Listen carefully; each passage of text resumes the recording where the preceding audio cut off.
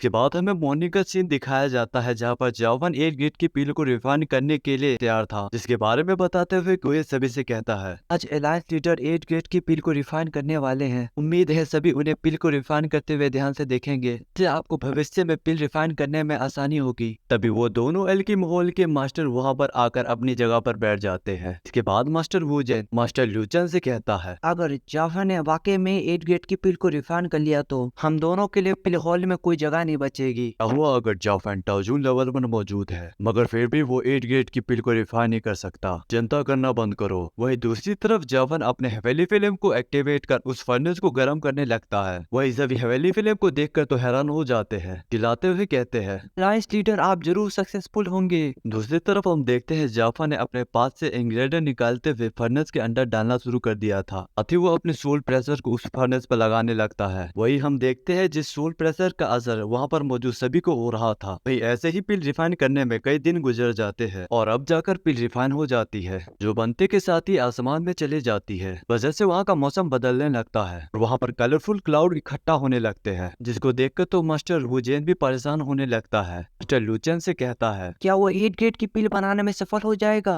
इसका जवाब देते हुए मास्टर लूजन कहता है ये क्लाउड कोई मामूली क्लाउड नहीं है, बल्कि 5 कलर थंडर क्लाउड है, जिसका सामना वो कभी नहीं कर सकता है। दूसरी तरफ हम देखते हैं वो पिल फर्नेस से निकलकर आसमान में जाने लगती है। बदल से थंडर ट्रिब्यूलेशन एक्टिवेट होने लगता है, जिसको देखकर मास्टर लूचन कहता है फन तुम खुद की बनाई गई पिल से आज मारे जाने वाले हो, और वुजेन इस 5 कलर थंडर ट्रिब्यूलेशन के कारण इससे पहले कि यादानस तबाह हो जाए हमें अपनी जान बचाकर यहाँ से निकल लेना चाहिए। दूसरी तरफ हम उन कलरफुल क्लाउड के अंदर एक पर्पल ड्रैगन को देखते हैं, जो एक 5 कलर थंडर ड्रैगन ट्रिब्यूलेशन होता है। जाफर पर हमला करने के लिए बढ़ने लगता है, मगर तभी जाफर ने तुरंत अपने डेमोनिक पुपेट को बाहर बुला लिया, जो कि उस थंडर ड्रैगन को बड़ी आसानी से खत्म कर उसकी पूरी थंडर एनर्जी को अब्सॉर्ब कर लेता है। इसके बाद जाफर सामने आते हुए उस पिल को पकड़कर सभी को दिखाने लगता है। देखकर वहाँ मौजूद सभी जाफर के नाम के नारे लगाने लगते हैं। जाफर सभी से कहता है हमारा पिल हॉल भी यान अलायंस का हिस्सा है, आगे किसी हॉल से बड़ा या अलग, मगर बीते कुछ सालों में एल्केमी हॉल में कुछ ऐसे भी लोग हैं जो अपने आप को सभी से बड़ा समझने लगे हैं और उन्हें यान अलायंस की बुराई करने की आदत सी हो गई है। यान अलायंस से गद्दारी करने वाले लोगों को सजा मिल के रहेगी। इस बात को सुनकर तो वो दोनों समझ जाते हैं कि जाफर उन्हीं दोनों की बात कर रहा है, इसलिए वो दोनों वहां से भागने लगते हैं। मगर तभी जाफर उनके सामने आ जाता है, जिसको देखकर वो दोनों कहने लगते हैं आखिरकार हमने क्या किया है जो तुम हमारे साथ ऐसा सलूक कर रहे हो। जिस पर जाफर कहता है